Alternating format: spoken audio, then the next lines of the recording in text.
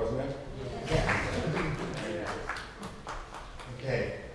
Our next trans voice is a spoken word performance for a woman who needs absolutely no introduction, so I'm not going to give her one.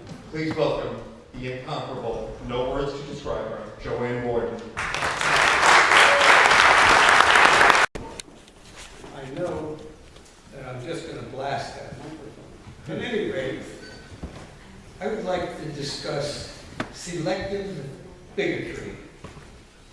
I don't understand people that read the Bible and select which laws to observe. How do they do that? You know what I mean. How do they decide which laws God really, really meant? Do they pick easy ones like they have no other God? Perhaps they choose laws that they are unlikely to encounter so they do not bear false witness against their neighbor. They might choose laws that other people can see them obey, so they appear to be pious, like they remember the Sabbath day, so others can see them keeping it holy. People even fool themselves and think they are following God's commandments when they are not. When I was young, some of my Christian friends would not take their Lord's name in vain, so they said, cheese and rice. And they never fooled me. I knew what they were saying. As we'll see later, many people disregard rules that promote a peaceful, harmonious world, and they ignore thou shalt not murder. It's as though God issued a revised moral code. But I doubt if God issued new tablets.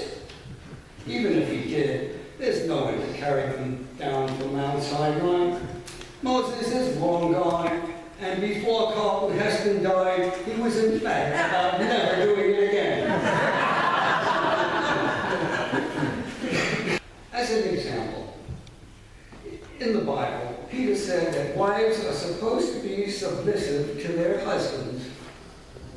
That's a big laugh, in my experience, and I'll bet in your experience too. Things are frequently the other way around. Timothy said, all women are forbidden to teach men. Back when I was a male, oh, how I wish Mrs. No Names, please. Oh, how I wish some women teachers were forbidden to teach me. Clothes of more than one fiber is prohibited in Leviticus, yet almost all clothing people wear is a mixture of fibers. In fact, I once bought a pair of pants where the fibers were so mixed that the contents added up to 120%, I swear.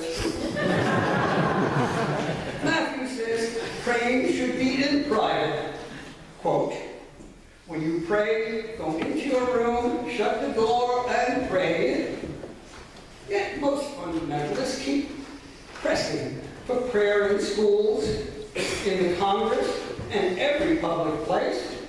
They even expect people in church to pray out in the open in front of everyone. Many people ignore Christ's second greatest commandment according to John. Quote, a new command I give you. Love one another as I have loved you, so you must love one another. Bigots are violating that big one, big time. Perhaps the most hypocritical thing people do involves the wearing of the proper clothes. Women shall not wear that which pertaineth unto a man. I see nearly all girls and most women dressed in pants. People don't seem to like that.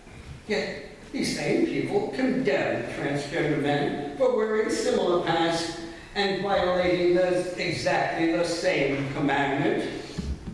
Religious haters not only pick which laws to obey, but they pick who must obey and who is exempt. That selective bigotry does not sound to me like what God really, really meant. Biblical selective bigotry is contradictory and not logical. Transgender hate can't be what's written in the Bible. It's got to be something else.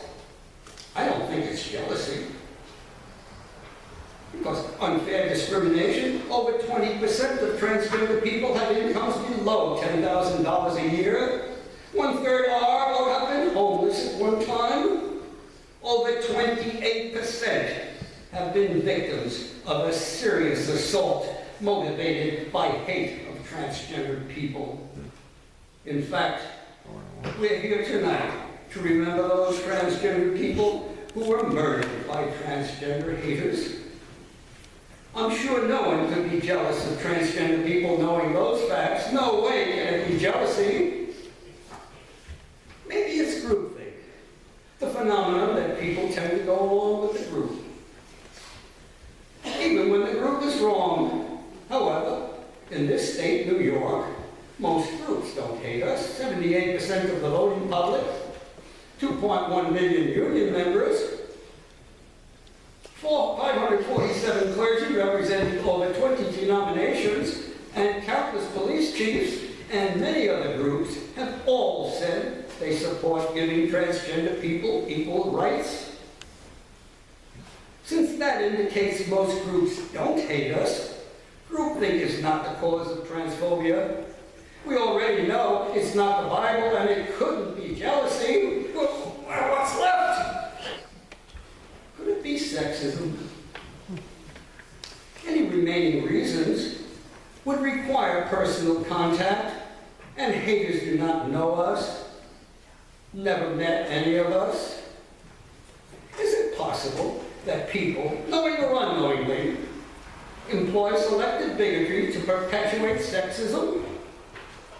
White male heterosexual dominance, transgenderism, and homosexuality for that matter, presents a challenge to and violation of male superiority.